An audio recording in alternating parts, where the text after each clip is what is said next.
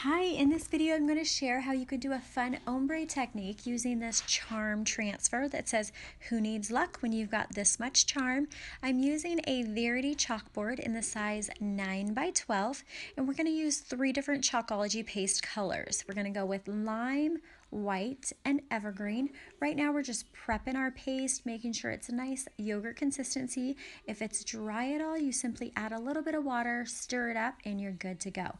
I'm doing evergreen on the bottom here, so I'm applying the paste, squeegee off the excess, and put it back into the jar.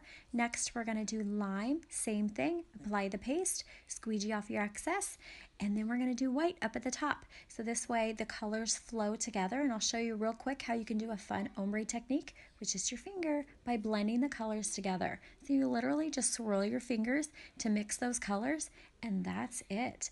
We're going to take it up at the top and peel it all the way down. Ta-da! Isn't that so cute? So there's a little close-up, and here's the completed project. Thanks for watching.